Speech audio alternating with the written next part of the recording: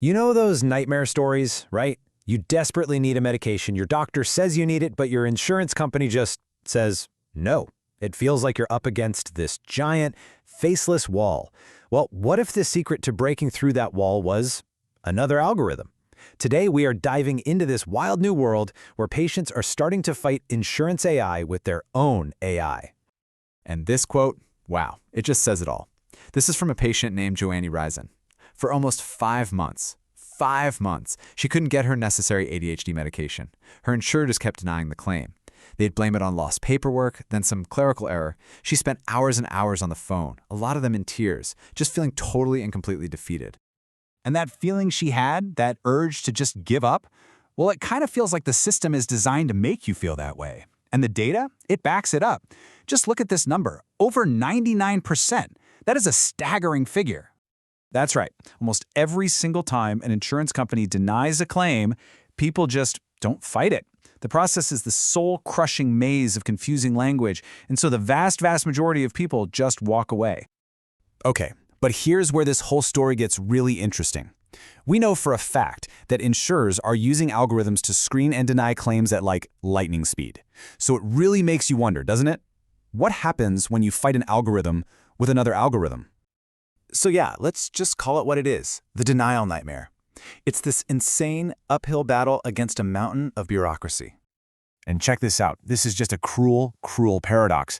We know almost nobody appeals, less than 1%. But for that tiny group of people who actually do fight back, their success rate is about 50%.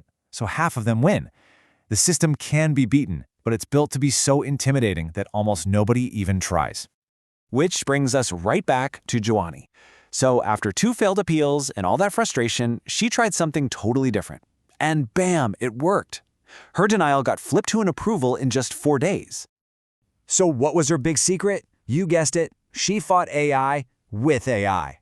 This is a whole new frontier, folks. Startups are creating these new AI weapons specifically for the patient's arsenal.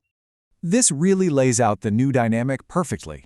On one side, you've got the insurance company's AI, which is scanning and denying claims, sometimes without a single human ever looking at it. But now, on the other side, you have the patient's AI, and its job is to help you build a super powerful data-driven appeal letter to fight back. It's a full-on digital showdown.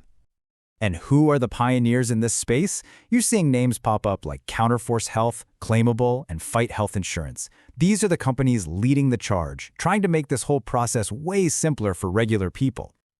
Okay, so how does this actually work? Well, think of it like having your own personal AI-powered legal assistant, one that can help you put together a winning appeal in, like, minutes. I absolutely love this quote from the co-founder of Claimable. He says, it's like TurboTax for appeals. And that just clicks, right? The goal is to take something that's incredibly complex, something an expert might spend 30 hours on, and boil it all down into a simple, guided process that anyone can use. And the process itself is designed to be super straightforward. Step 1, you just upload your denial letter and any other papers you have. Step 2, you answer a few simple questions to give it your personal story, some context. And then, step 3, the AI does all the heavy lifting. It takes your info, mashes it up with scientific evidence, legal precedents, and it spits out this powerful appeal letter for you to look over. So, does it actually work? Well, Claimable is reporting an 82% success rate for appeals that are related to rheumatic conditions. That is a huge number. And it really shows how effective this can be when you feel like the odds are completely stacked against you.